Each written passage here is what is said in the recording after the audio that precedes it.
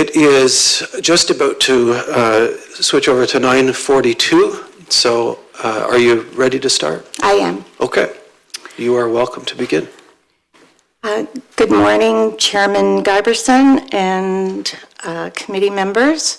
My name is Kathryn Bremner, and thank you for allowing me to speak today.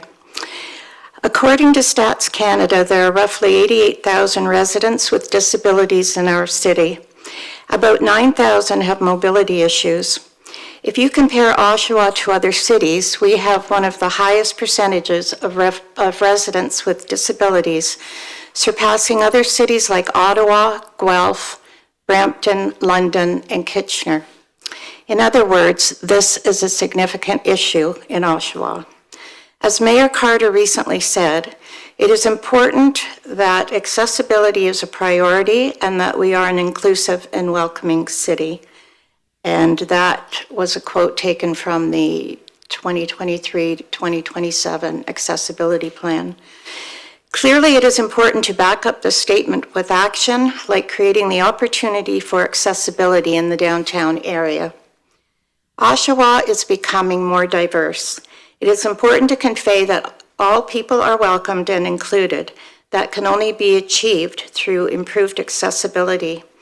For several years, I have been asking why ramps cannot be included in the downtown, and the answer I continually receive is that ramps are a, quote, insurance liability, which is curious because other cities have found ways to deal with this. How?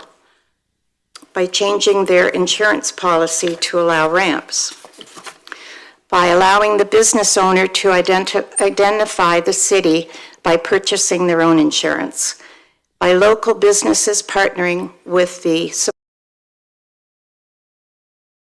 supplier's insurance. The ramps I'm talking about are temporary ramps.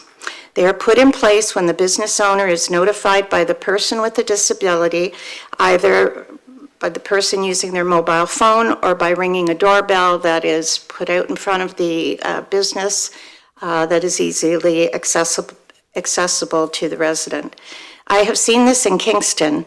Cities like Stratford, Orillia, Clinton, Toronto, and others in Ontario and across Canada are ramping their downtowns and other areas in this way. In Clinton, Ontario, for example, the BIA provided funds to the supplier, who then built as many ramps as the funding allowed. Later, the town used volunteers to paint the ramps and distributed them to local businesses. In some cases, municipalities have covered the cost of the ramps.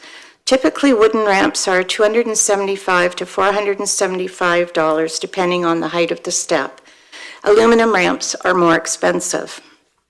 In summary, Oshawa has a significant population of people with disabilities that is underserved in our downtown.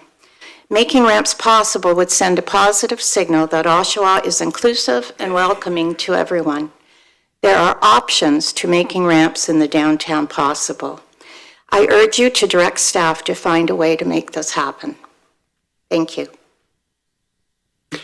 Thank you.